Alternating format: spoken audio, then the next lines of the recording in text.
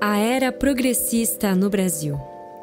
Um dos maiores medos dos progressistas é a ascensão ao poder de conservadores.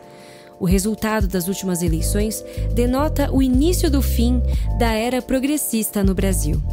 Para entender essa era e o ressurgimento do conservadorismo no Brasil, precisamos fazer uma pequena retrospectiva. 1995. Foi no governo de FHC que as ideias progressistas começaram a ter espaço no poder público. O discurso propagado pelo PT de que o PSDB era um partido de direita é equivocado. Portanto, há mais de 20 anos que o Brasil passa por governos progressistas. PT e PSDB não são, entretanto, a mesma coisa. E foi a partir de 2003, no período do governo de Lula, até o impeachment de Dilma Rousseff em 2016, que a visão progressista se estabeleceu como hegemônica no Estado, meios de comunicação, universidades e escolas. A visão de Estado tida pela população é reflexo dessas 2 décadas e meia de governos progressistas. O Estado é caracterizado como responsável por garantir o avanço da sociedade e sem o qual a sociedade retrocederá em preconceitos e intolerância. Segundo os progressistas, devem ser criadas leis que façam justiça social e busquem atingir igualdade social sempre que possível em todos os aspectos da sociedade. Essa visão progressista destoa enormemente dos progressistas do final do século XIX e início do século XX.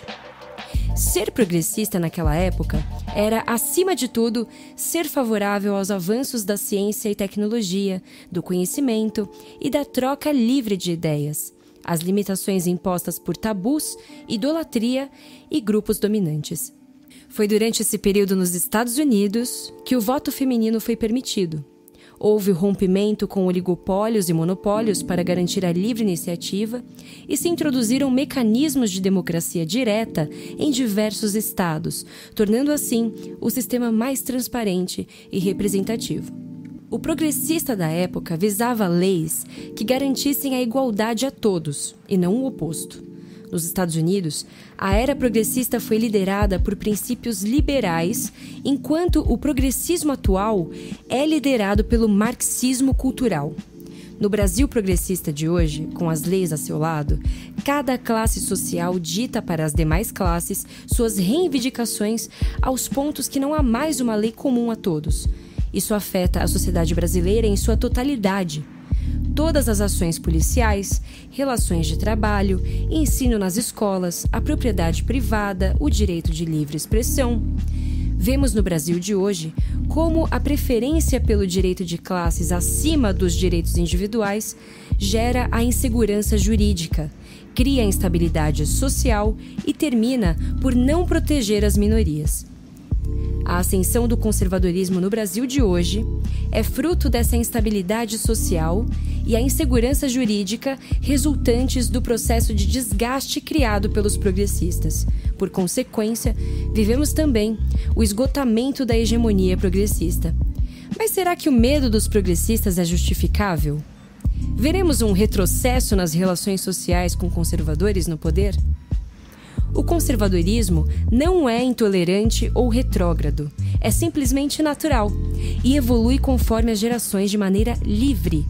É preciso ficar claro que os avanços da sociedade se devem mais em função das ações da própria sociedade e não pelos mandos e desmandos da legislação.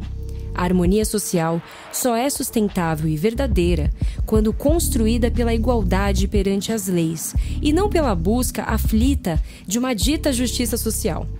Não é só deste aprendizado que o conservadorismo no Brasil ressurge. Ele vem agregado de tudo mais que a sociedade aprendeu com suas experiências nos últimos 300 anos, como deve ser. A política evolui com a sociedade, e não o contrário, como querem os progressistas do marxismo cultural.